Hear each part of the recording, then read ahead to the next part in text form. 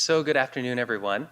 I want to thank everyone for coming. My name is Nick Heiser, and at CLC, I am the Director of Admissions and Registration. And this semester, I've also had the opportunity to teach a little bit.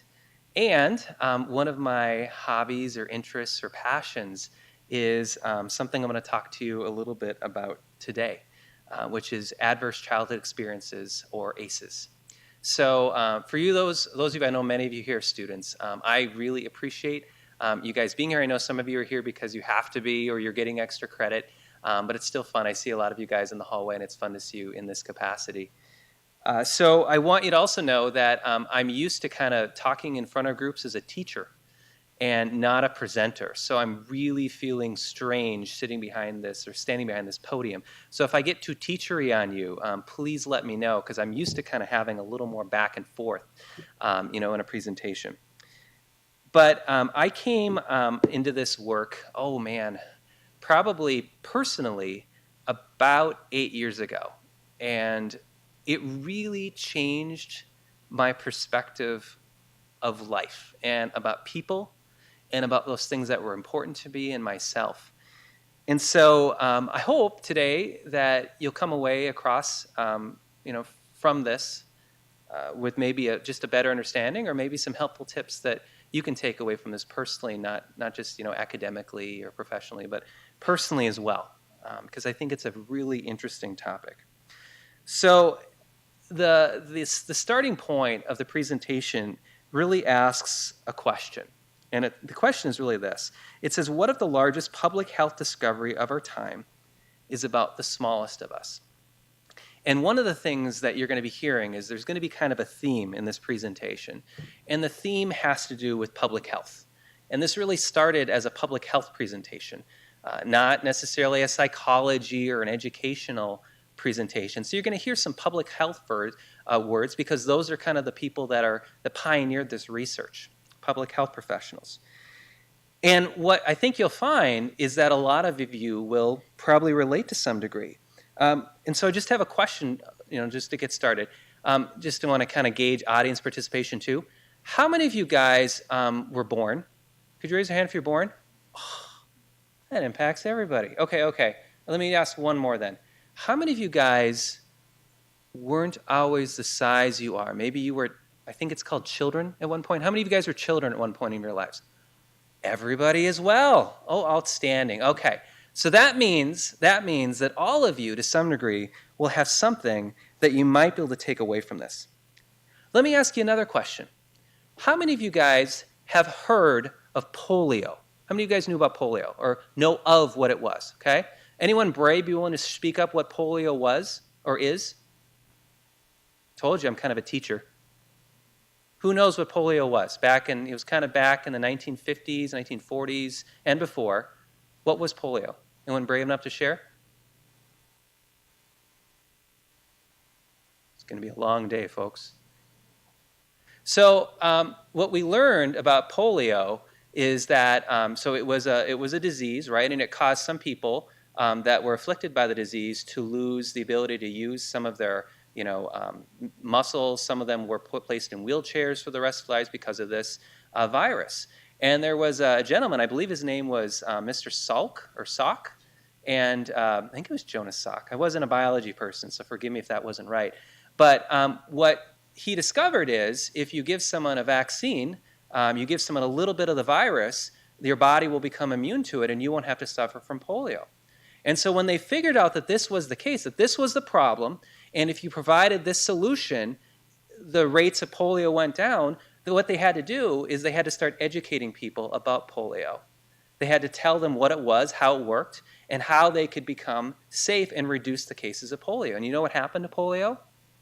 Well, it went away. Does anyone know anyone that's currently was diagnosed with polio in the last year? Raise your hand if you do. Anybody? 0. Okay.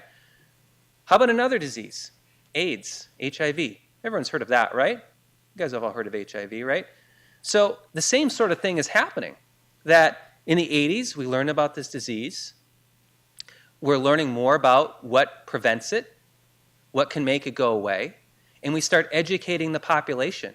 We educate them the ideas of contraception, safe sex. We introduce things about procedures about how to make sure that when blood is being taken, it's being taken in a clean and sterile way to prevent spread of STIs and infections. And what are we seeing again from a public health perspective? The numbers of AIDS cases and HIV are going down, especially here. And more work is being done in there, but that's what's happening. And I'd ask you to think about ACEs, and I'll be sharing a little bit more, but using that same sort of paradigm, that's part of the reason that I'm here today, is to talk about adverse child experiences and how they relate to health conditions later on down the road with the hope of reducing those health conditions. So, with that being said, here's what I hope that you get out of today. The first thing I want you to know and learn a little more about is there is a biological and brain science basis for adverse childhood experiences and how they affect health outcomes later in life. Also, hopefully you'll come away with some of the information about how elements of ACE scores relate to health-related outcomes later on in life. And then, what do we do about it? How do we prevent ACEs from forming? Or if we have high ACE scores, what do we do about it?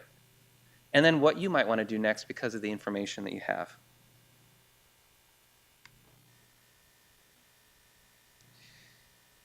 So the first thing that's important to know about ACEs is how memories are stored in our bodies.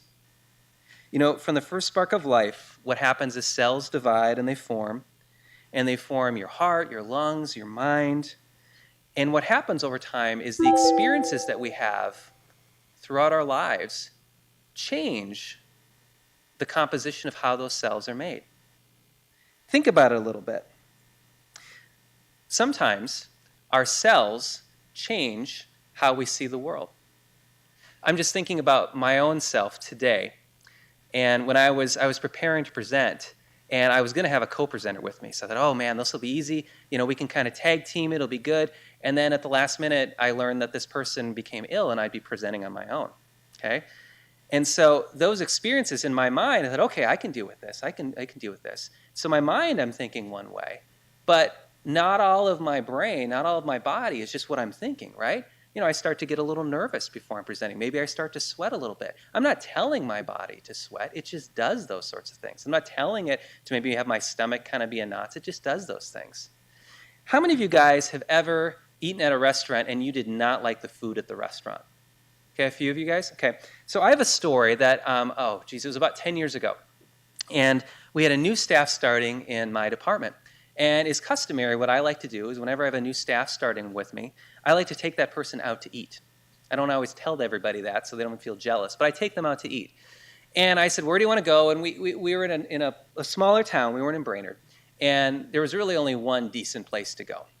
Well, it turns out where I took this person, the food wasn't cooked, and she ended up getting food poisoning.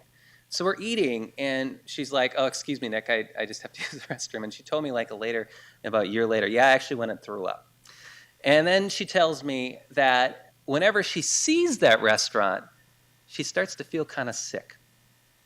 And I think that's a great example how sometimes the memories that we have, they're stored in our bodies. And whether we're conscious of it or not, she didn't wake up every day and say, gosh, whenever I see that restaurant, I'm going to feel sick.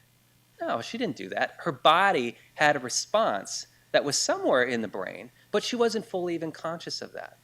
And I wonder if some of you might relate to some of that. If you've had certain experiences when something happens, you start to just have a bodily response, even though you're not necessarily even thinking about it.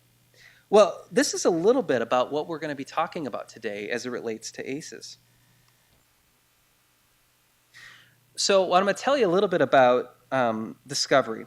And the reason we're sharing about this is the people that have really founded this study have looked at it, and they found a whole host of outcomes, from heart disease to early premature death to increased rates of mental health as it relates to high ACE scores.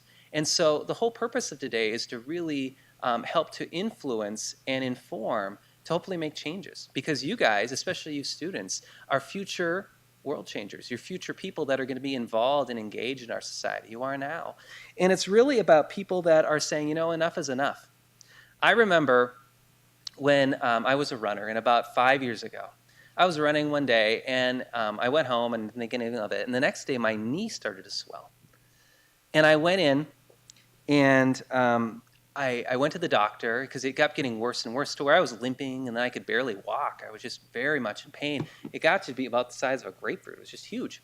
And I go to the doctor, and they say, oh, geez, it looks like you tore your meniscus. You're going to need surgery. And I got to get surgery. Well, here, we're going to send you to a specialist. And the specialist looked at me and said, yeah, I can't see anything in the MRI. Who ordered an MRI? But it looks like, just to make sure, because going under the knife, that's expensive. We want to make sure we solve the issue, right? We want to make sure we solve the core issue. Let's just do a blood test just to screen everything out. Well, the blood test came back, and it turns out I had Lyme's disease. If I would have gotten my meniscus replaced or, repaired, when I got under the knife, those meds probably would have made me feel better for a while, especially if they gave me good ones. But at the same time, they went to fix the core issue. And I don't know about you, but I'm all about fixing the core issue. I have a personal belief, and some may call me an optimist, but I really believe that most people every day, they want to thrive. They want other people to thrive. It's not like any day of my life I woke up and said, well, I want to be a failure, or I want to really struggle with life, or I want to not be happy. I didn't do that. And my hunch is nobody else does it either. But I've always struggled because, growing up, even when I was a kid, I'd look at certain people, individuals, or I'd look at groups of people, and I'd say, gee, they don't seem to be thriving. Why is that? And I just don't think it's fair or wise to look at them and say, well, they chose that, or that's just their bad decisions. I always thought there was more to the story. And I think what you'll find in this presentation is there is. Even the things I think we fight about today in our society, politics, or things we hold dear, are because we really want people to thrive. But what this is kind of getting at is some really interesting science and data behind why some people struggle and some people don't. So let's get into it. So there was this ACES study. And what they found is, as I've kind of said before, that early childhood adversity or trauma creates a large likelihood of future health, mental health, relationship challenges, a lot of struggles based upon how frequent those childhood traumatic events were. And they really are looking at childhood trauma that's 18 or under. And they didn't set out to do this. There was one gentleman. His name was Dr. Robert Anda, and the other one was Dr. Vincent Folletti, and they were in different fields. They're both doctors. I believe Anda was working with people who were trying to quit smoking, and Folletti was working with people that were obese, that were significantly obese. And what they started to find when interviewing their clients is that individuals that came to them oftentimes had reported a number of significant traumatic events that happened to them, when they were children. And they started, and they first thought, they was kind of isolated. Well, maybe, higher rates of abuse or neglect or other traumatic experiences relate to higher dependencies to smoking. And, Mr. Folletti, Dr. Folletti, had thought the same thing with obesity. But what they ended up doing was they ended up surveying about 17,000 people that were part of a health insurance consortium. And they found that the issues weren't just related to obesity or to smoking. There was a host of public health issues that really related to a series of traumatic events and examples of traumatic events that people experienced. And that's where they came up with the ACES questionnaire. So all of you, when you checked in, got an ACES questionnaire. It was a questionnaire of 10 things. And I want to promise you that if you got one of these, you certainly can fill it out if you like. Some people just like to take the test and figure out what's my number. Others of you may not be comfortable doing that. That might be too much for you. You don't have to do that. You could take it back and do it on your own as well, or you could never do it. You can share it or you can not share it. It's totally up to you. I do ask that you probably don't want to share it in this room if we're having a back and forth, just because for some people that might be too private. But that's certainly for you to go through. And they gave these people this study of 10 questions, and they generated a score from it. And I'll get into that in just a little bit. But before we do, it's important to really understand the ACES score to make sure that we at least have a fundamental understanding about how the nervous system and the brain work, because it'll really help to make things make sense a little bit later on here. So, when we talk about our nervous system, the slides up there, they talk about the idea that, of course, you think about the brain and the spinal cord. And, the whole point of the brain and the spinal cord is they're communicating the rest of the body, right? If my brain tells me to move out my arm, I do that. If it tells me to put it up in the air, I do that, right? And that causes my different body parts to move, or it allows me to sense things. It allows me to really experience the world. And to transmit all of those sorts of things, all those signals, we have what are called neurons. Neurons are kind of the building block that connect everything together.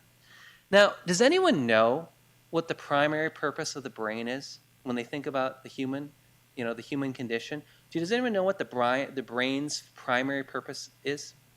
Just curious, throw out some ideas. It is. It's to keep us alive. It's the whole purpose of the brain, all through life, is to really keep us alive. So when it's keeping us alive, it's making decisions all the time that we're not even conscious of to keeping us alive.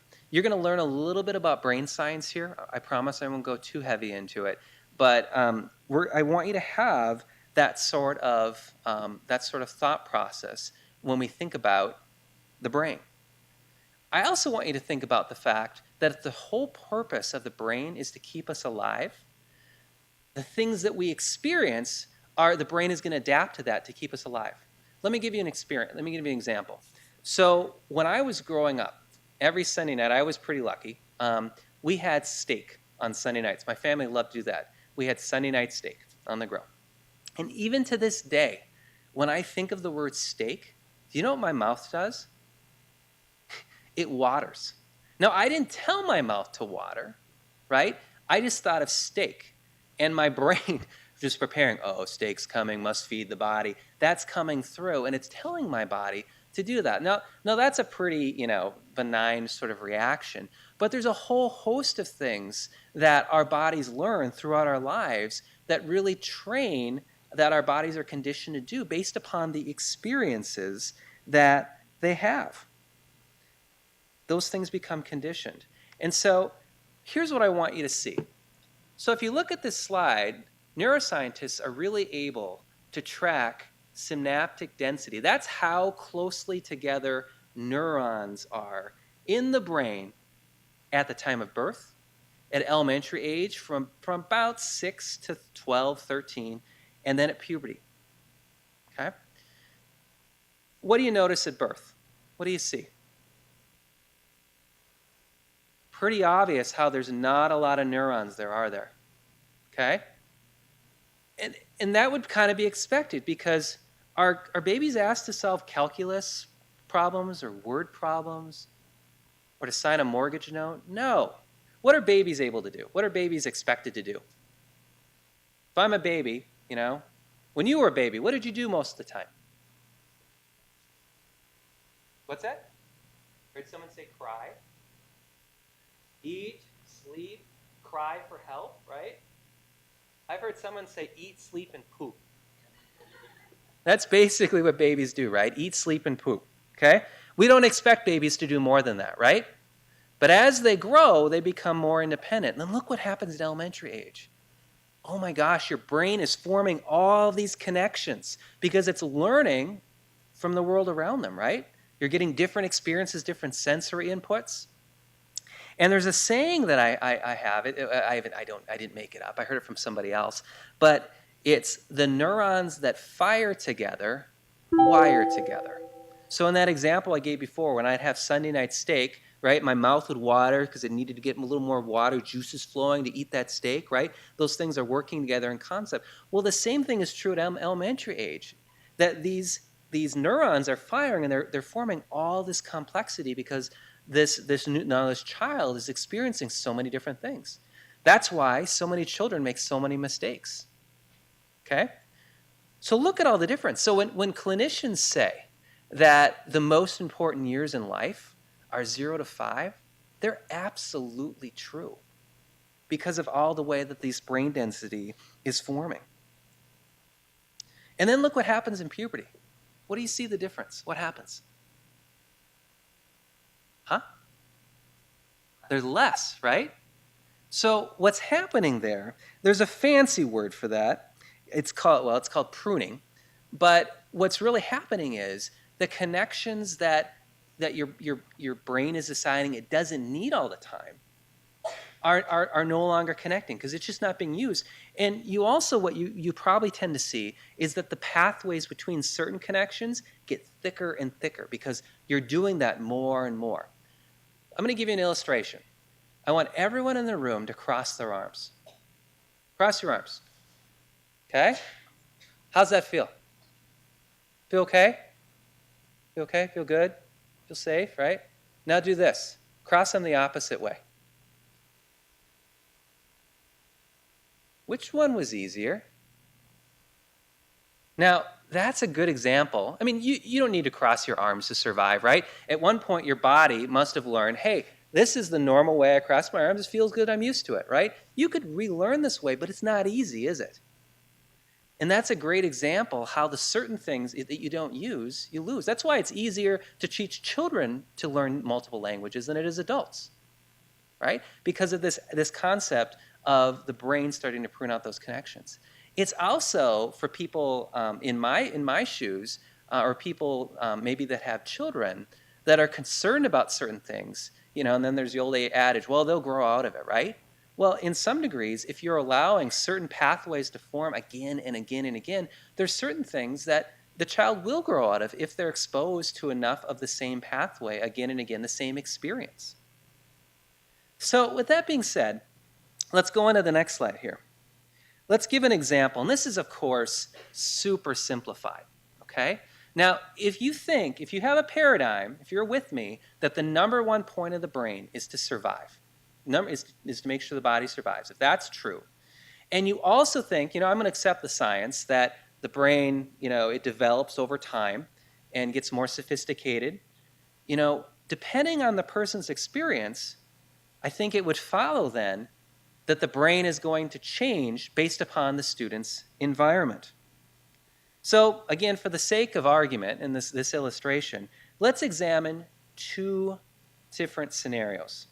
One is a child that's born into a process where they feel danger a lot of the time. The world is not safe. There's a period in their life when they're growing up, they're socialized, the world is not safe. So what probably will occur if the world is not safe, let's say this child was born, and when they were born, maybe parents were very stressed out because they had challenges. Maybe they didn't have a lot of money and they were stressed out about money. Maybe they had some of their own demons where they suffered from different mental health or chemical abuse challenges. And because of that, when the child cried, nobody answered. Or instead of nobody answering, the answer was danger, where they got yelled at or hit.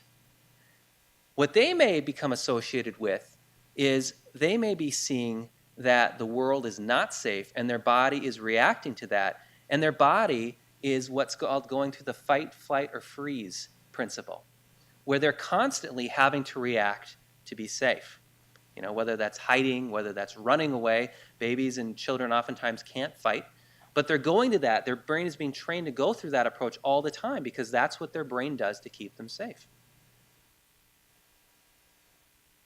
Differentiate that between another example, how someone is born into relative safety. When they're born, it's a joyous experience. They feel a wash of emotion from their mom or dad or parental unit of the fact that they are wanted and this world is safe. They begin to see the fact that, first of all, the world is ordered. It's to be expected. Good things will happen to me. If I need help, I will ask people, and I can be at ease and I can be at calm in my environment all the time.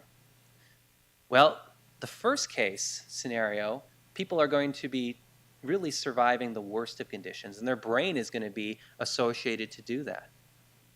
The other group is going to be surviving the best of conditions when society is at its best. So let me ask you a question. With that being true, if that's true, What kind of situations might be a good match for somebody that is edgy, hypervigilant, emotionally detached, or quick to act?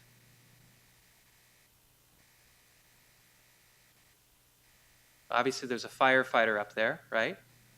What I'm getting at is if your brain has been, if it's really developed to survive the worst of conditions, that's not all bad because it served its purpose to keep you alive, right?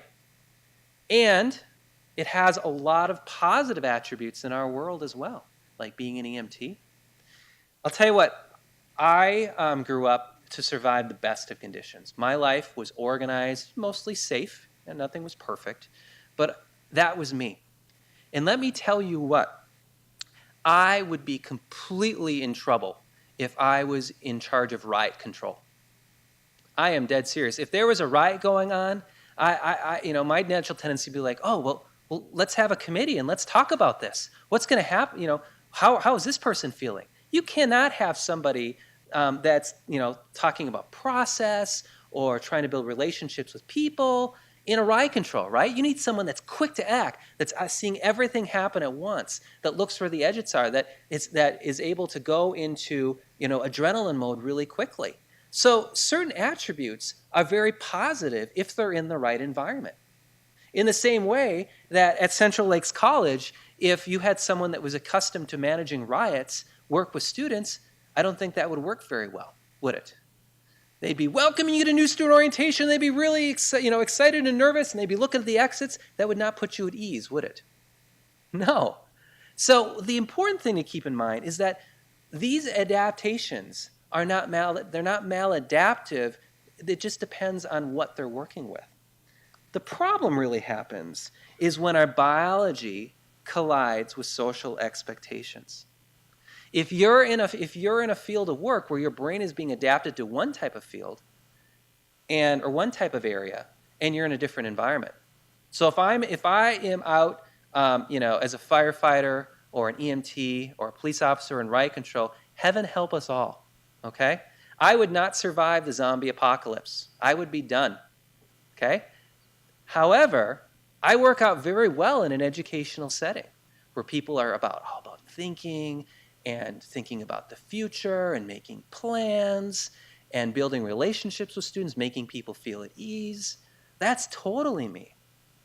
But do you kind of see how, you can kind of see from these pictures, you see an adult that, looks like he's kind of pointing at that child. Don't do that. Don't move.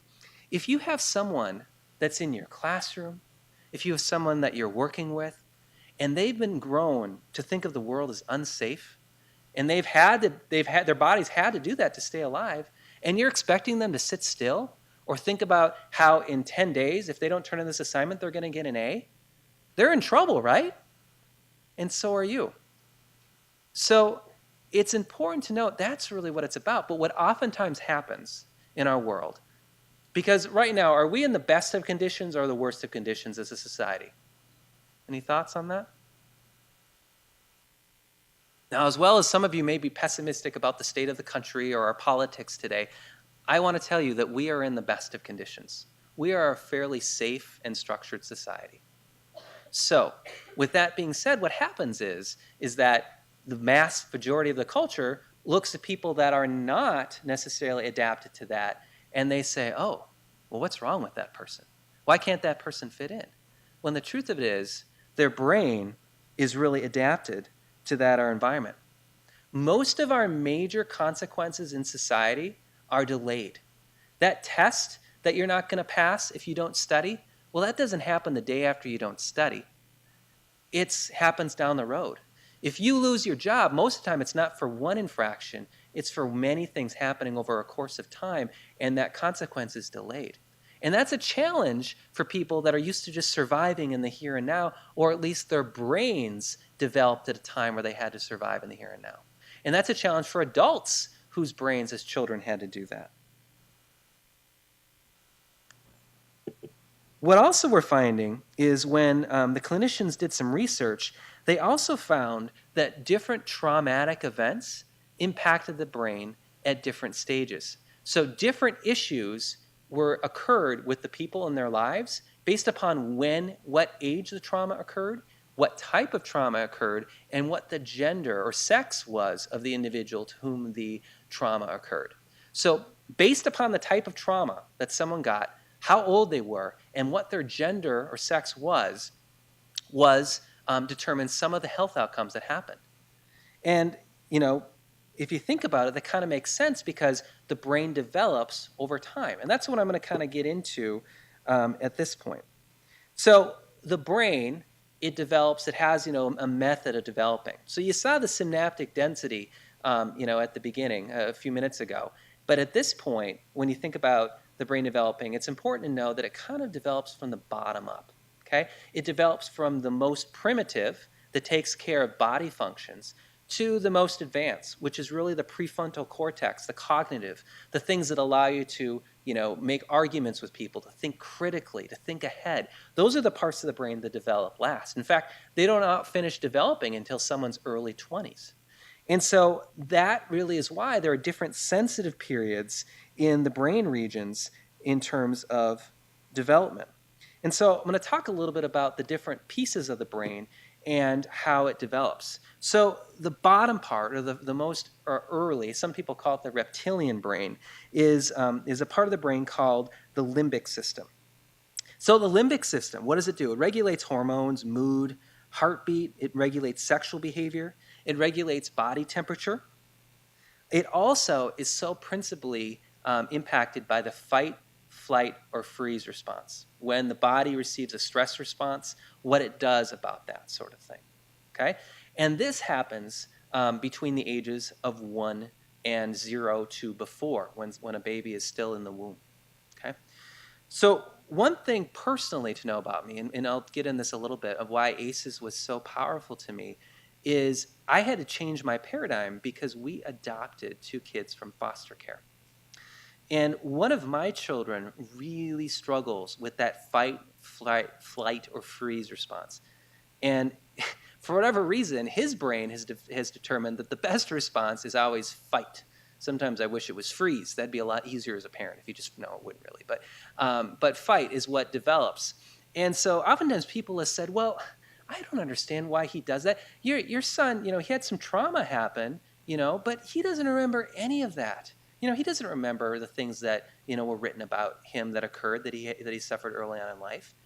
And, I'll respond and say, well, that's true. But if those folks understood how the brain develops, the parts of the brain that were developing when the trauma occurred was really that fight, flight, or freeze mechanism. And so pieces of that brain, those neuron pathways were really hardwired at that point.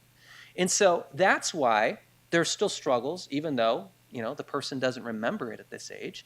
And we have to work on some resilience strategies, which I'll get at a little bit later on. So that's kind of the limbic system. And part of the limbic system is the amygdala and the hippocampus. Okay? So what these really, they really are in charge of is figuring out how much panic and fear to have if someone sees verbal cues. So how much of something is a big deal or not. It sometimes is about slowing down whether how large of an emotional outburst something is going to happen. So it's all about putting the brakes on a response. So as an example, let's say I'm walking down the street, right? And I step on a piece of gum. It gets on my shoe, right? My amygdala goes, that sucks. I wish I didn't step on gum. Dang it, right? And I kind of let it go from there, right? I kind of know, at this point, my brain has happened. So you know what? Better things will happen. My brain grew to be socialized to, better things are going to happen. That was just one bad thing, right? But, maybe later on, I step on gum, and then, I have someone, in a taxi, in a car that yells at me because I'm walking down the street and yells something inappropriate to me. And I start to get a little upset. And then I get to work, and I learn that I had my lunch at work that I was going to eat the next day, and someone at work ate my lunch. Well, what's happening? I'm starting to get more and more upset, right? And then a coworker comes up and slaps me in the face. Okay? Well, at this point, if you were me, what's probably going to be happening? What might I do? Do you think I'm going to go, oh, thanks for slapping me in the face? What do you think I'm going to have to do? Do you think I might have a stress response? My amygdala might go, that is it. I've had enough, and I might lose it, right? And I think we know most of the time when we lose it, we regret it, right? We're not thinking clearly. We have to apologize later on, right? But my amygdala was kind of fine-tuning my emotion and figuring out what is this, what's a proper time to get upset and what is it? Well, if my amygdala isn't well developed and I step on that piece of gum, I might have that same response before I even get slapped. I might freak out at that point if my amygdala is not functioning well because of the developmental issues. So that's an example of what the amygdala does. Let me give you another example, and this is kind of helpful. I call it the handy model of the brain. I didn't get it again. I adapted from someone else. But just take your right hand or your left hand, whichever one you prefer. Hold it up, okay? So here's how it kind of works. So the back of your brain, the amygdala is back here, right? It's kind of the back where your wrist kind of is, right? And so then, of course, what happens is the amygdala, it transmits a stress response, and it goes to the front, the middle of the brain, and if the middle and the front of the brain determine it's a problem, what happens is your brain will flip its lid. And what will happen is the prefrontal cortex will stop thinking, and your amygdala will take over. Okay, so we do that sometimes in our family. We just talk about the idea that when we flip our lid because the amygdala takes over, the prefrontal cortex just goes away and you're not thinking clearly. That's why sometimes when we're mad, we don't necessarily look back and we say, gosh, I wish I hadn't done that. I wish I hadn't said that. Because what's happened is the back of your brain is really taken over because you're experiencing a stress response. It's not like when I see something scary happen to me, my heart starts beating, I start sweating, I'm in control of that because my amygdala is taking over my body functions. It's getting me ready to react. And that's really what the amygdala and the hippocampus do. So then let's get to I think it's called the cerebellar vermis. And this is, of course, with the development of the brain, and a lot of experts call this the seat of mental health. It allows us to decide what's important to pay attention to. People with ADHD oftentimes struggle with they found that there are reduced, they either have less blood flow in this area of the brain, or it's actually smaller. And so one of the things it does is it helps the brain highlight what's important to pay attention to and what isn't. So if I'm walking down the street and I see glowing lights here and I see people walking back and forth, I'm just saying, okay, that's nothing I need to pay attention. But if I see a vehicle that just ran in front of me and is now on fire, my brain is saying, oh, that's something you need to pay attention to because my vermis, that area of the brain is acting within proper, priorities. However, if I have something that isn't functioning very well, I may pay attention to all of these things, and I'm not able to really understand which one is important and which one isn't because my brain doesn't have those abilities as well wired in.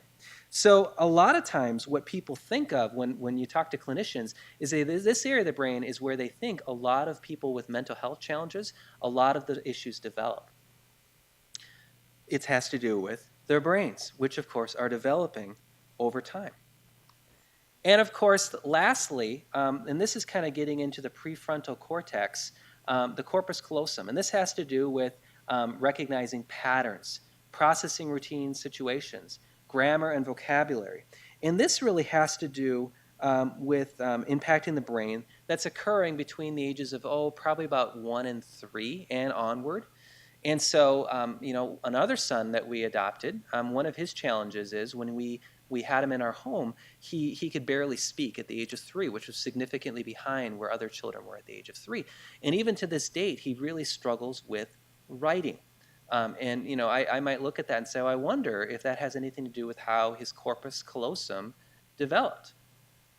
So, this is obviously, a very much a, high-level picture of the brain. For some of you, it might be considered too deep of a dive. But what we find is, especially when we talk about looking back here on the previous slide, the corpus callosum, they found that neglect in boys in infancy and sexual abuse in girls from 9 to 10 tend to have the biggest indicators of trauma and underdevelopment in this area of the brain. So again, interesting that depending on the sex and the age and the type, determine the type of developmental challenges that exist. They also find that a lot of trauma in the brain, a heightened amount of stress response, what it does is it releases a ton of chemicals, stress response chemicals in the brain. And not only do they rewire the brain, but too much of this stress response chemical, what it can really do is it can damage parts of the brain. If it's washed with this stress hormone for too long, it's called cortisol. It actually can be seen as counter to hindering brain development. Because really, when we're in the fight or flight moment, we're only supposed to be in fight or flight for about 20 minutes. Then we're supposed to go back, calm down, relax, and our body gets to a normal state.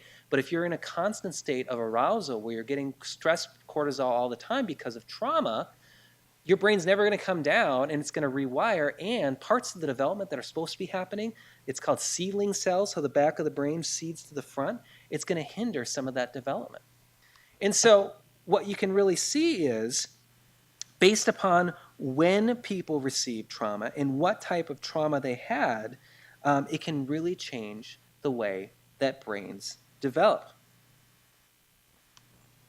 So there's some good news with this. And the good news is, if trauma and events change the brain, and they wire it for certain things, they wire it to be successful in certain situations, but not in others. And we know that it's about your brain physical chemistry and the physical pathways in the brain. We know that it isn't about us. It's about what happened to us. It isn't that somebody that struggles with certain conditions or certain tendencies gets up every day and says, gee, how can I really be anxious all the time? Or how can I not be able to sit still? Or how do I have a hard time following a sequence of events? No, it's about some of the things that happen to them to survive. And if that's the case, we really don't need to stigmatize people for struggling, do we? No, we need to think about ways that we can help them adapt and adapt ourselves to meet them in this world. And that's what I think is exciting about ACES. You know, one thing that's been, I've looked at myself and said, well, this is, different, is I'm a hunter. And so growing up all the time hunting, I had this irrational fear of being lost in the woods, right? And so I was constantly, when I was sitting deer hunting or duck hunting, constantly afraid that I'd be lost in the woods. And later on, when I became an adult, I decided, you know what? I'm going to accept it. I'm lost. I'm afraid of being lost in the woods. I never was lost in the woods. It's never something that happened to me, really. But I'm afraid of being lost in the woods. It made me just not enjoy hunting. And so you know what I do now when I go hunting? I bring a GPS in my phone. I have a GPS that I hold. I have a compass I wear around my neck. I have a compass in my pocket. And I have a whistle just in case. And I have a compass, by the way, also pinned to my deer hunting jacket just in case I take all the other things off. Okay. So that is an adaptation that I chose to do because of the way that I have accepted that my brain is. And that's what I think we have. I didn't need to shame myself. I didn't need to feel ashamed of it. Nobody needed to shame me. Well, what's wrong with you for being afraid of being lost? I just am. And I think we can do that to other people. But I think too often what happens is that we tend to shame people for not being good at this or blaming them for their behavior. You know, I've sometimes chatted with teachers that have been upset with how certain people have acted. And what I find is they take it personal, the person's activities. It's, well, this person is defying me and my rules. Well, it could be that it isn't about the student defying you and your rules. It's about the student just can't control their body. They have a hard time controlling their impulses. They have a hard time sitting still. They've never learned what the proper way to speak and conduct themselves. It isn't about you, it's about them. So how can you help them be successful? So, we also can stop some things, like bullying. So they found some research out there that it is just as traumatic for someone to be bullied as to witness domestic abuse of a caregiver. So we can do some things to reduce bullying. We can call out things when we see it. Interesting paradigm. In the notes of this presentation, it states that if we want to improve math scores and capabilities in science, technology, and engineering, maybe we should think about reducing toxic stress as well. in our environments that we teach children, that children are in their homes. Because if a child is dealing with toxic stress and is constantly looking at the exits, if they're anxious all the time, if they're worried about what's going to happen next, it's very likely they're not going to care that much or be able to really focus that prefrontal cortex on what the answer to this question is or pay attention in class. There's an interesting, there was a school that even developed this notion of trauma-informed discipline. So the person that was in charge of student conduct learned that oftentimes their school had a high number of children with ACEs, high ACE scores. And so what they found is that these children that had high ACE scores, the back of their brain, remember we talked about that amygdala, was when the person was in trouble, what was oftentimes happening is that amygdala was causing them to have a huge emotional response. And so when their amygdala was taking over, when they are in fight or flight mode, that prefrontal cortex, they'd flip their lid, that had shut off. And so if their prefrontal cortex had shut off, they were not in a place where they were able to process or learn from the encounter because anything that was said to them was seen as a threat. Or, worst case scenario, like Charlie Brown's teacher. Any of you guys ever see Charlie Brown's teacher where it's like, wah, wah, wah, wah, right? And so what they developed is, based upon where the student was, whether they needed to wait a day to talk about what happened and to impose some sort of a consequence, to wait an hour, or whether the student was ready to talk and let the student determine when that occurred. You know, it's kind of funny. We do that in our house, or we used to. We had big plates in our room where we'd have plates we made, and we had a green, a yellow, and a red. And or maybe it was by the clock, we were ready to clock. Anyway, the person had to indicate every day where they were. So if something changed in us, if Dad got a little stressed or nervous, Dad might go yellow. If Dad was really upset, he might go red, and then I know that I really shouldn't be talking to anybody right now. So we really were working with our kids on it, and thinking, this is another one of the kids probably thought, it's another one of my lame parents' attempts to get us to do another thing, another consequence reinforcement system. And so, but it was funny one day, our son was super mad at us. This was the one that tends to explode. And so we had something, and he had a blow up. And he screamed and yelled and ripped up whatever he was working on and stormed off to his room and slammed the door so hard I thought it was going to fall off its hinges. And then he walked back to the plate we had and put it on red. Wait for, not ready to talk. Wait for a day, And I laugh at it now because I was actually very proud of him because he was able to self-diagnose that he was not ready to talk to anybody about why he was mad. And, that's an example of a resilience technique about knowing yourself and what you're ready for and whether you're ready to communicate. But I thought that was a really interesting example of a tip or something that different companies can take care. And we'll talk a little bit about in resilience a little later on how that can happen. There's another field happening. How am I doing? Pretty good. About how there's an emerging field called epigenetics. And what they find is that your parents' ACEs scores influence how genes are expressed in the next generation. And this is new science, but it kind of makes sense because there are so many traits that we take for advantage of as human beings that we never learned how to do. I never learned how to breathe. I never learned how to eat. Some of these things just came naturally. They were instinctual, obviously, to me. And so they did a experiment, and the experiment basically was with mice in a lab. And what they did is they exposed these mice to the smell of rose blossoms. I have no idea why it was rose blossoms. It was rose blossoms. And what they would do is whenever the smell of rose blossoms would occur, they would subject the mice to some pain. Okay, and they would observe their body responses. So they did this over and over and over and over and over and over again for these mice.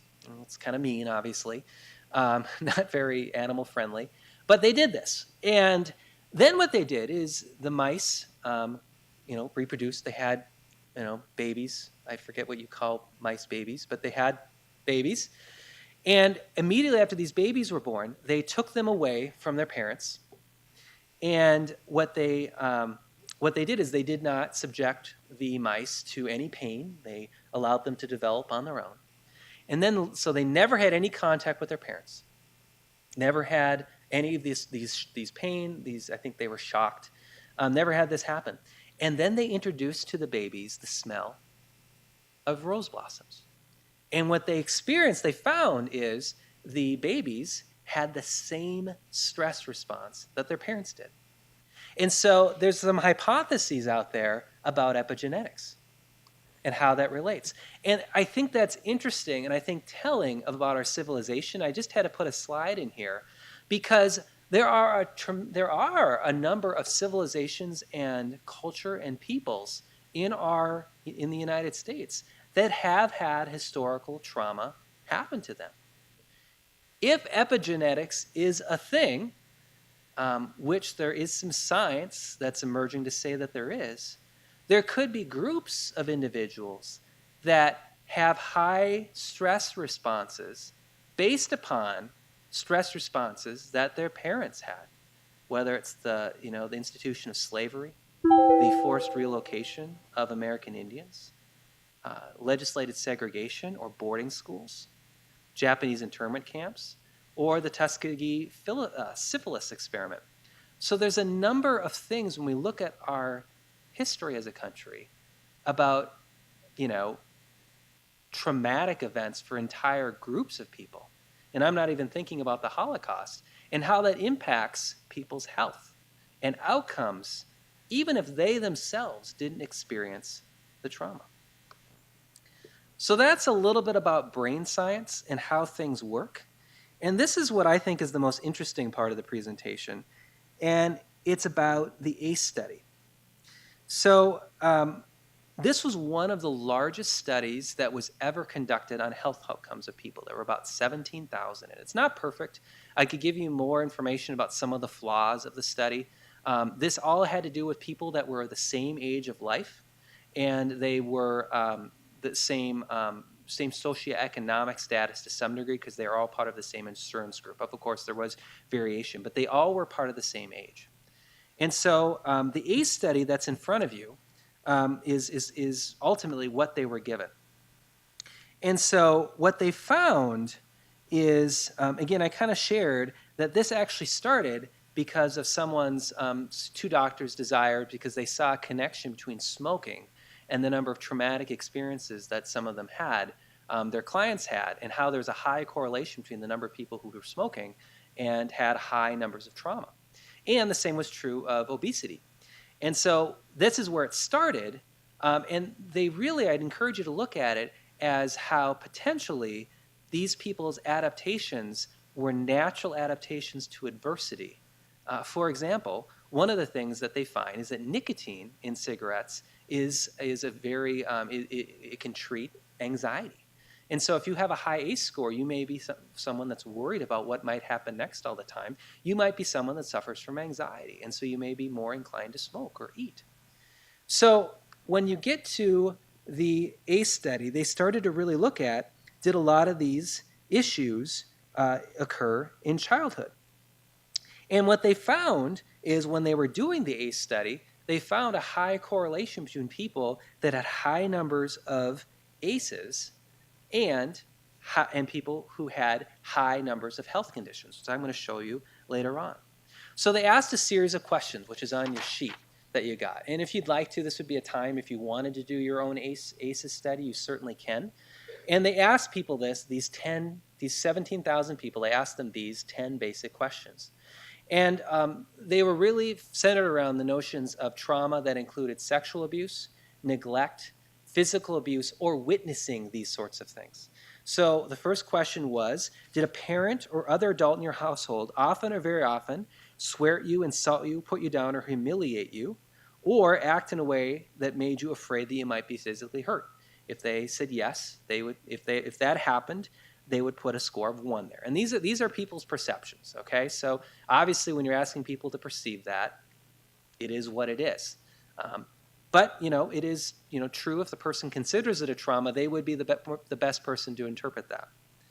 Number 2, did a parent or other adult in your household often or very often push, grab, slap, or throw something at you, or hit you so hard you had marks or were injured? If yes, enter 1. If no, enter 0. Did an adult or person at least 5 years older than you ever touch or fondle you, or have you touch their body in a sexual way, or attempt or actually have oral, anal, vaginal intercourse with you. 4, did you often or very often feel that no one in your family loved you or thought you were important or special, or your family didn't look out for each other, feel close to each other, or support each other? 5, did you often or very often feel that you didn't have enough to eat or had to wear dirty clothes or had no one to protect you, or your parents were too drunk or too high to care about you or to take you to the doctor if you needed? 6, were your parents ever divorced or separated? 7, was your mother or stepfather often or very often pushed, grabbed, slapped, or had something thrown at her? Sometimes, often, or very often, kicked, bitten, hit with a fist, or hit with something hard, or repeatedly hit at least a few minutes or threatened with a gun or a knife? 8, did you live with anyone who was a problem drinker or alcoholic or who used street drugs? 9, was a household member depressed or mentally ill, or did a household member attempt suicide? 10, did a household member ever go to prison? So, oftentimes when we do these sorts of questionnaires, and I've been a part of a training where they actually took all of us and then anonymously they aggregated our scores and showed us where they were. But what they found when people turned them in is oftentimes people had this thought that they were the only one. And what turns out is that these scores are actually very common. And so if you pulled this down and you say, oh my gosh, I have like 4 or 5 or 6 or 3 or whatever that would mean to you, what you should know is that these are very common. And you're not alone. And the other thing people oftentimes struggle is, well, does this count or does this not count?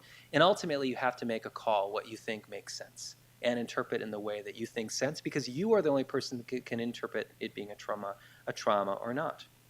And so they came to this conclusion that, we gave these people these survey, and they were telling us about their problems. They were telling us about some of their challenges and why they think they have them. We think there may be a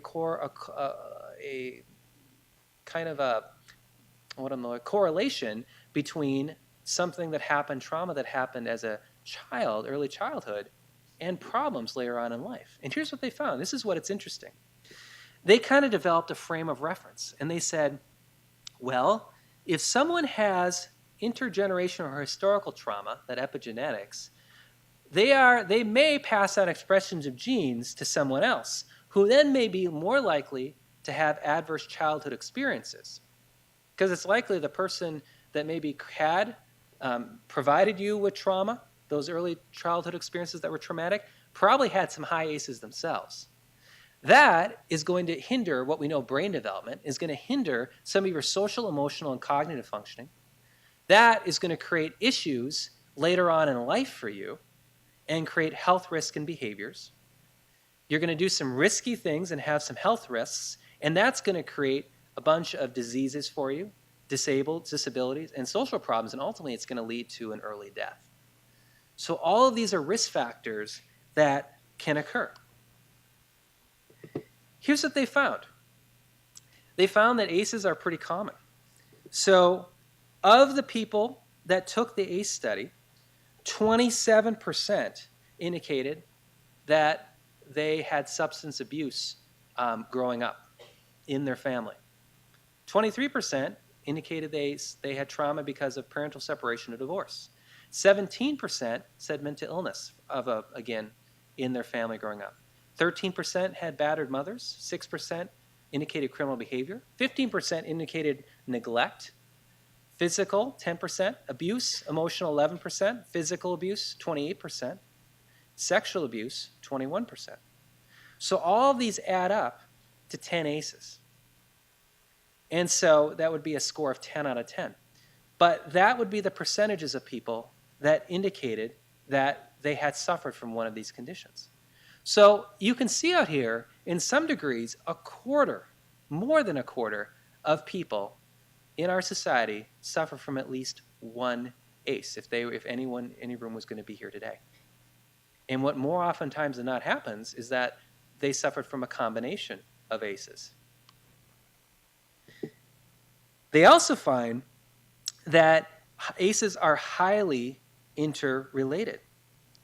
So oftentimes what that means is if when there was at least one ACE in the life of a child, 87% of the time, at least one other of the 9 ACEs was present. So, in that previous slide, all those different, columns that I had shared, at least another one of those was also present at least one of the time as well. Here's another example. So, of the percent of people that witness domestic violence and the risk of child abuse, you can see here that there was very much a percentage in each category how they had a higher rate of emotional, physical, and sexual abuse. So the more often that you witness domestic violence, you are more highly at risk of child abuse, which we probably think is true. If you're in a home that's violent to another person, it's likely that you're more likely to experience child abuse yourself. But there's more. So they found here that when they gave the ACE study to people, 33% had an ACE score of 0. 26% had 1 ACE, 16% had 2 ACEs, 10% had 3 ACEs, and 16% had 4 or more ACEs. And what we're going to get into here is when you look at those demographics, you're going to start to see that there are some patterns here that develop. Okay? And so because this is a public health type of study, they use some health-related terms, which are dose-response relationships.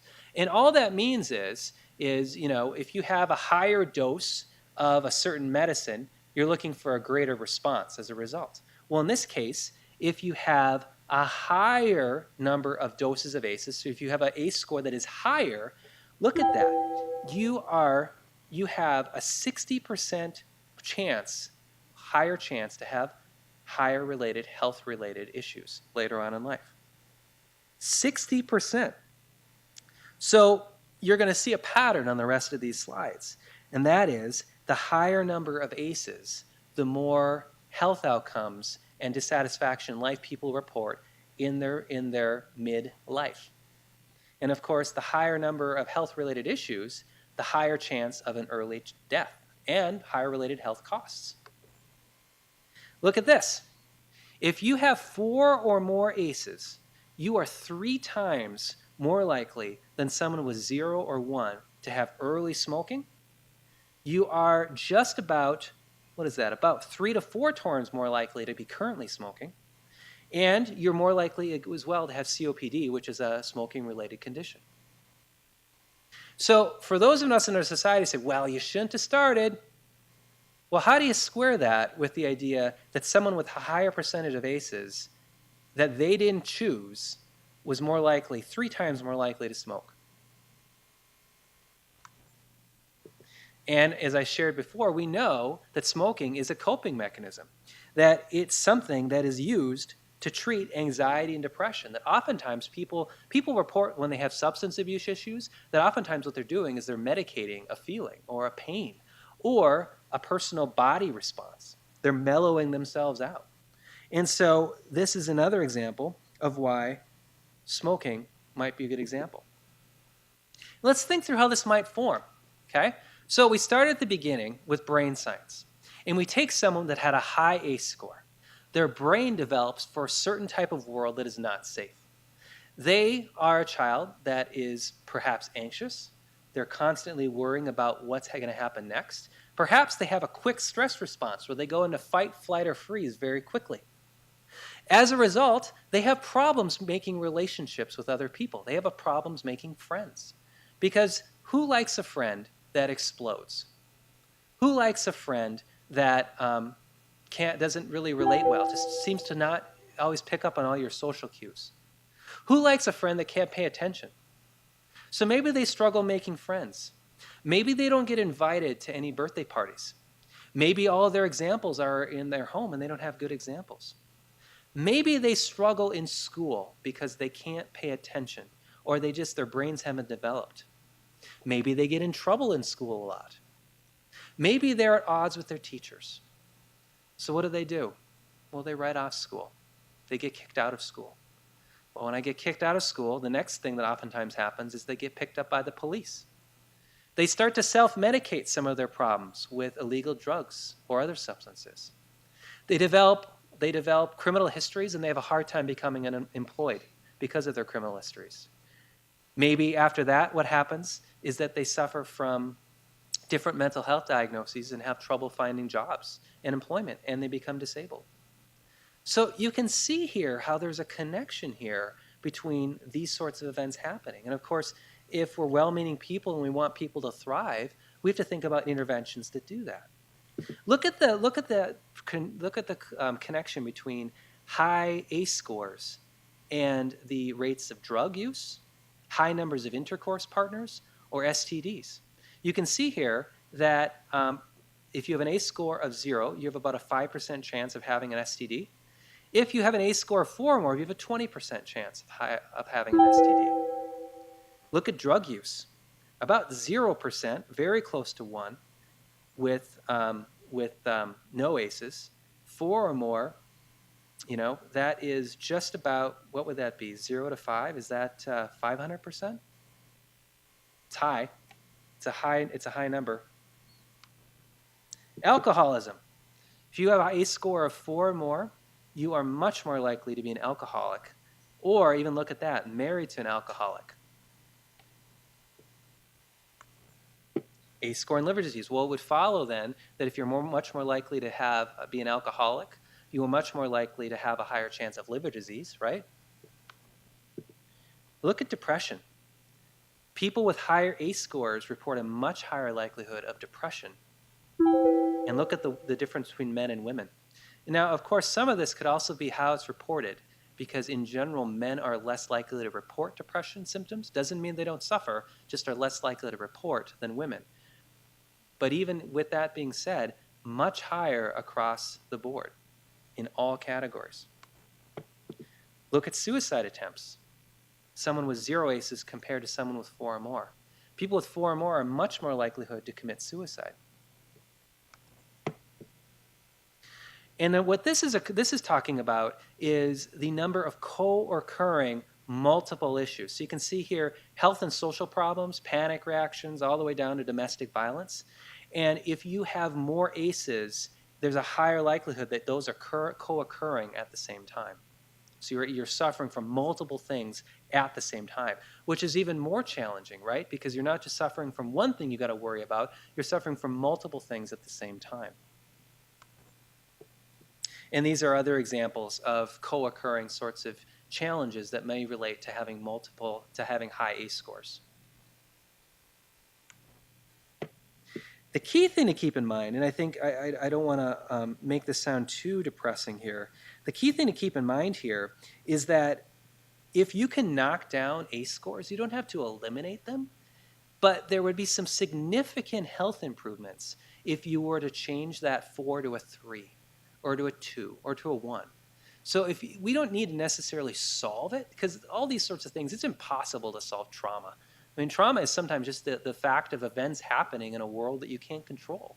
But if you were to reduce the number of occurrences of trauma, or support people so that they're able to get the help and not continue the cycle, because the key piece, of course, would be not to have the trauma at the first place, right?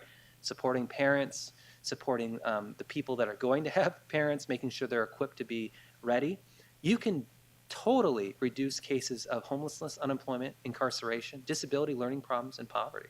So that is really what our emphasis really should be on, is talking about how can we reduce the number of ACE scores and how high those scores are.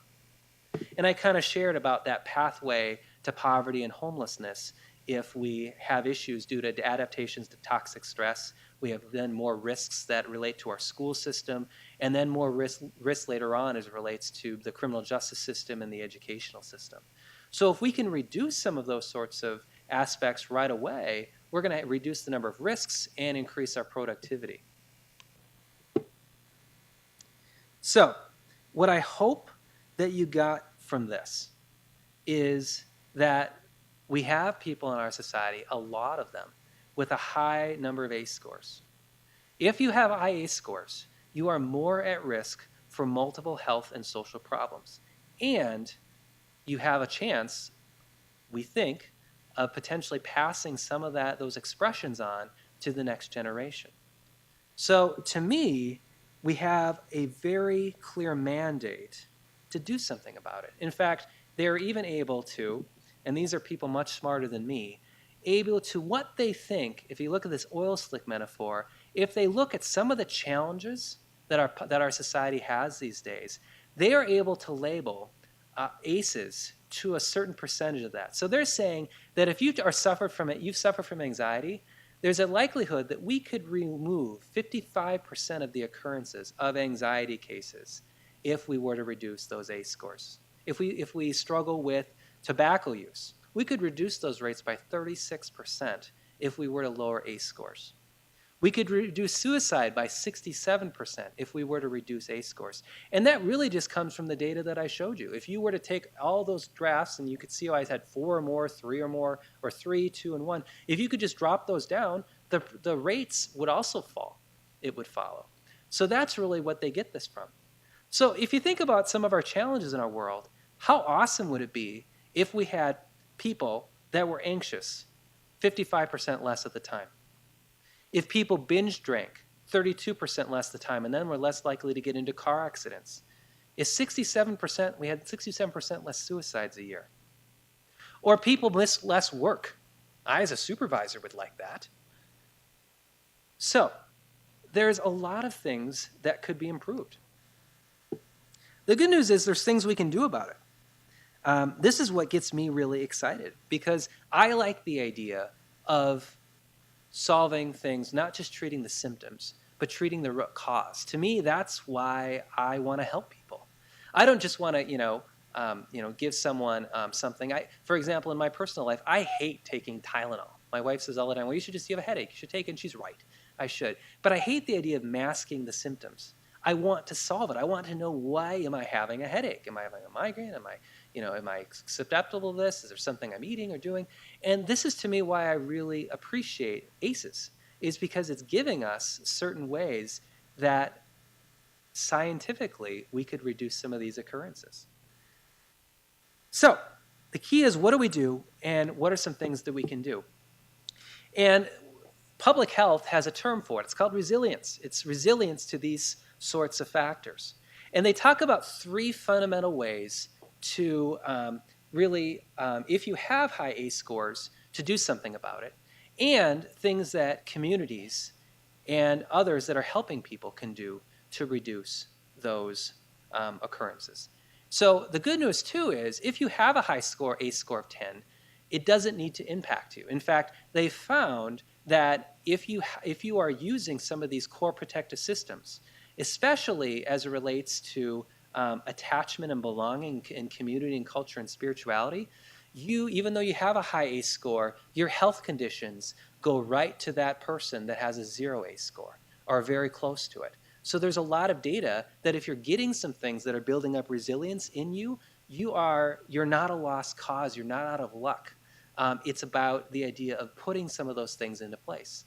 So just like, if we were going to talk to someone about, or talk to a group of people about AIDS, we talk about the idea of making sure that you're practicing safe sex. We talk about the idea of taking necessary precautions, getting tested if you're unsure. We talk about the idea of practicing, sterilizing things that have to do with blood. We talk about the idea of using rubber gloves when you're encountering, blood. All those things are great protective systems here that have to do with AIDS. And the same is true of ACEs.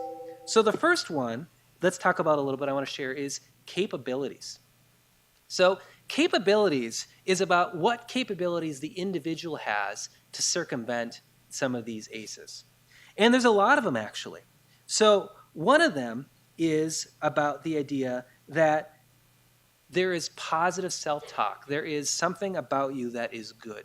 You see, a lot of times people with high ACE scores, they've not received a lot of positive self-talk because they haven't received a lot from the rest of the world. A lot of the world has sent them a message that asks, what is wrong with you? And I might posit the difference really is, it's more of a question about what happened to you that caused you to be like this. But positive self-talk. And so some of these traits that I'm going to share are things that when people see a therapist or see a counselor which I think is very important. In fact, I think if more people went to therapy, the world would be a much happier and better place. We oftentimes don't, if I were to go into the office and say, well, I have strep throat, but I'm just going to work through it. I've been really working on it. I'm good. I'm good. They'd say like, well, geez, no, go see a doctor, get some antibiotics, go home, get taken care of. It's not right of you to come in. But when someone's like, yeah, I think I may need to go see it and talk to someone, we're like, oh, well, good luck with that. Good luck with that. You know, it's the same sort of thing. And so there's some things that oftentimes people that are in therapy work through. Like, what are some things that I'm good at? 100 slides ago or so, I shared the idea that certain people that have high stress responses are very good and well suited for certain things. Certain people are really, we need to have environments where we're able to focus on a lot of things at once or react well under stress. I remember when our oldest son bonked his head when they were playing, and he had a big cut above his eye, and he's going to need stitches, right? And so our youngest, that has a really quick stress response, he was a man of action. He got coats, he got the door ready, he was out the door, he was prepared, right? And so it's about talking about what makes people good about stuff and them knowing that. It's knowing that they have value, and it's about learning tips like self-regulation, knowing how they're feeling, knowing that if they're going to an environment where they're not going to be successful, they don't go into that environment. Learning workarounds for those sorts of things. Like I said, I go hunting and I bring 6 or 7 compasses and GPSs with me because that makes me feel good, right? So there's other things that we can do as well. You learn how to take care of yourself. Let's look at the next one. Attachment and belonging. So this one, I think, as I said, was one of the most important things, and I think is the hardest, is because oftentimes in our world, we're pretty individualistic. We don't like to maybe ask for help. And we got to find the right people to help us too. The people who put this on, MCCC, they really stress the importance of the notion of caring and competent. Because caring, it's important to care, right? You got to have someone that really cares, that says, hey, I'm here and I'm with you. But they also have to be competent in a way where they can support you. They're doing things that are building in skills with you, right? So, for example, if I'm struggling with a certain thing, like let's say I'm really struggling with anxiety, right? And I'm telling someone that cares about me all the time that I'm really struggling with anxiety, and maybe I'm thinking so much that life isn't worth living anymore, and I'm going to injure myself. If I have someone with me that's just caring, and they say, oh, I'm with you, I'm so sad you're feeling like that, that's really good to have that empathy. Then empathy is really good, but they're not like, oh my, you've said some things that are pretty significant. I think we really need to get you some help right now. There could be a problem, right? So it's important that when we're talking about relationships with people, these people have to be caring and competent at the same time. So we have to put people with that are understanding sometimes the trauma you're dealing with and know what they can do with it. It's important that we put people with others that can accept them. If someone is not in a place where they're getting a lot of behaviors, a lot of fallout because of some of the challenges the person has, we don't want to put them with someone that may also erupt or it may trigger some of their responses. So if I'm someone that really gets, when someone gets upset and they yell, and I don't like that, I'm probably not going to be a competent person to support someone that has issues with anger, right? So those are the sorts of things when we think about caring and competent, that's what we want to be thinking about. We want to help people learn new skills because of relationships that they have. There was a great quote I had read one time that says, we'd be the same person we would be today if not for the people we meet in the books we read. And I especially put importance on that people we meet thing. So being a friend and being there for somebody else is significant. And then the last thing I want to touch on is about community, faith, and cultural processes. And so spiritual questions like, why am I here? What am I doing? What am I going to do?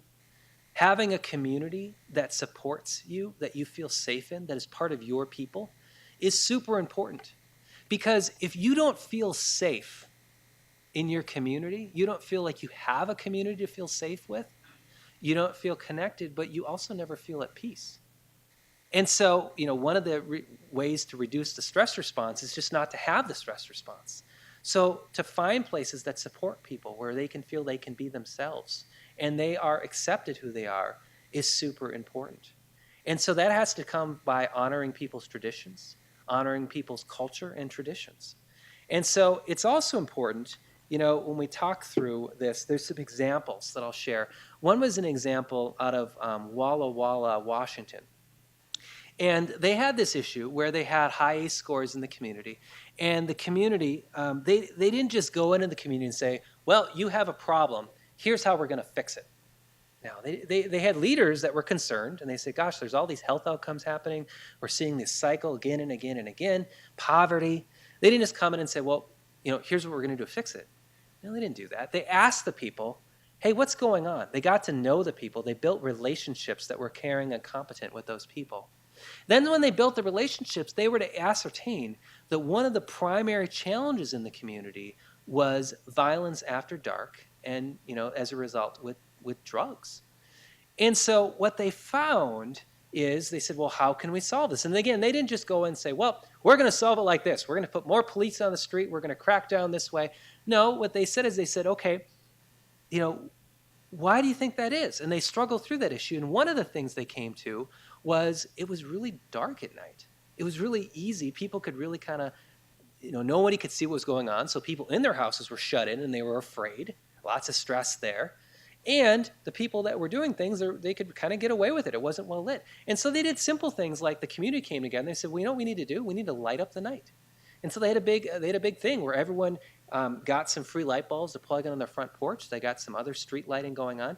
And they increased the amount of light in the community. And that alone was something to reduce some of those occurrences and start the community on the track to reducing the number of ACEs. But they couldn't do that without asking the people, what do they think they need, and developing those people coming together. So it was about the community solution, not someone from outside. And I think that's really important when they talk about it, is they really talk through what does the community want? What do the people need? So we're not coming to them saying, well, I think your problem is you have too high of ACEs and you need to reduce that, because the people may not even know what that means. They may want to consider educating them about that, oh my gosh, did you know you're more likely to develop some health conditions later on in life? They may want to do that, but it isn't about just talking at them and telling them what to do. And then they incorporate this concept of self-healing communities. And so they said, okay, if we have a population that's impacted by ACEs, this impacts community services, social services, it impacts our educational system, it impacts other special services and our justice system.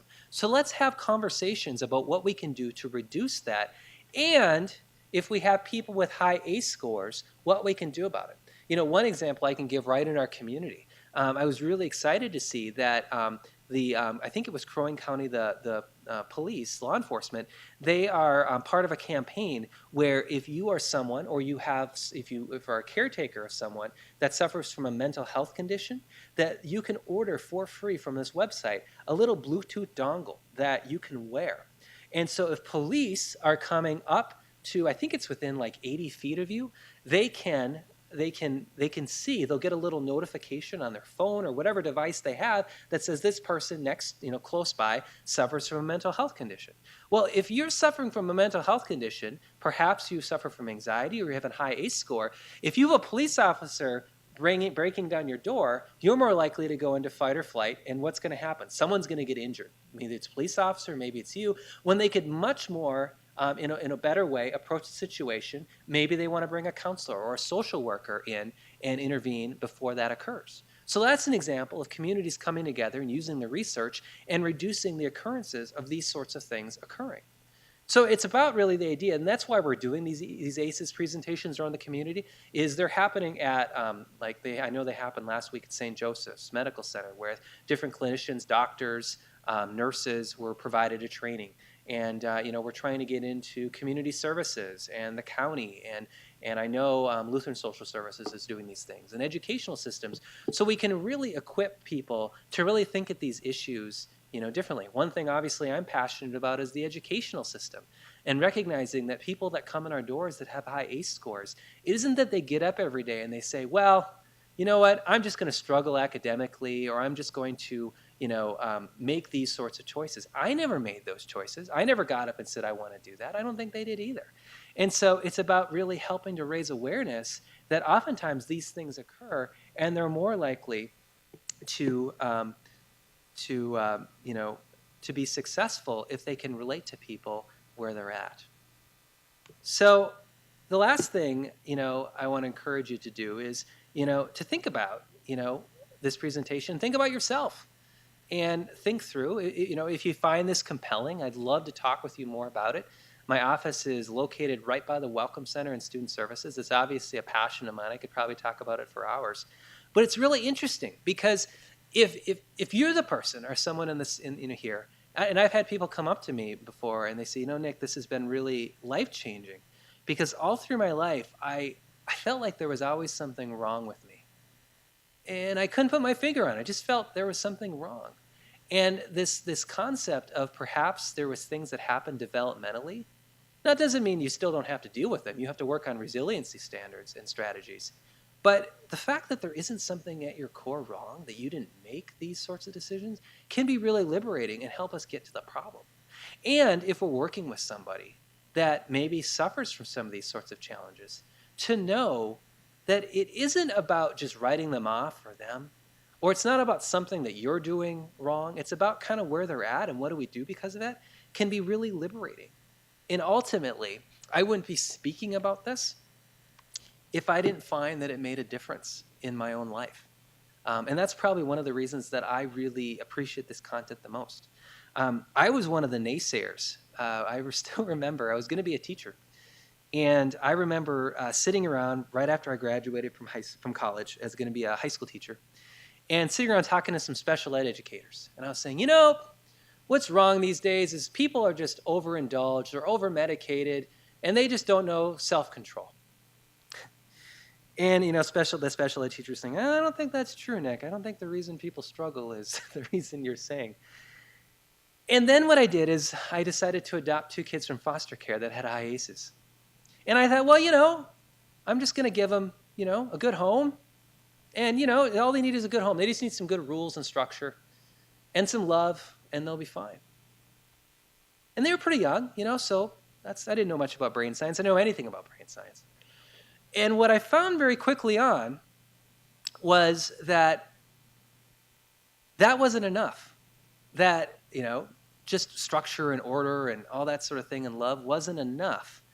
And there were certain things that were happening that I never condoned or thought or taught my children to do. And there were struggles that I had no idea. And I went for answers, and certain people said, well, you're just doing it wrong. You're just not a very good parent. Or they're just, not very nice. They're just bad kids. And I that didn't sit well for me, because I didn't think that they woke up every day and said, I just want to struggle. I want to be, tough. And so I started to read, and what I found is strategies that, like this, that I shared, that really look and say, well, you know what? This person is not ready to talk yet. This person needs some structure and support, but they also need strategies, and I need to look at their challenges differently. That is where the changes started to occur. And they've made great changes. They're not out of the woods yet, but certainly the things that I felt like I was sitting there thinking, oh my gosh, how long? What am I going to be calling the police in 5 years? And now I look at it and say, we're so far past that. And so I hope that if you, or somebody, or you work with someone that may struggle, there is a ton of hope. One of the metrics, I wish I would have put it in this slide, but again, there's a slide that states that if you have caring and competent support in your life, that you still have a high ACE score, but the tendency to pass on to actually have that impact your health outcomes goes to just about the same as somebody without an ACE score. So it's totally possible to retain your employees, to teach your students, to thrive as a person, as long as you get those sorts of supports. So with that being said, I am open to stick around if any of you guys have questions, but I just want to thank you. If you wanted to, make sure you sign in at the sheet when you leave today, and I'll be happy to stay afterwards if you want to individually talk to me with questions. But again, thank you so much for your time and for coming tonight.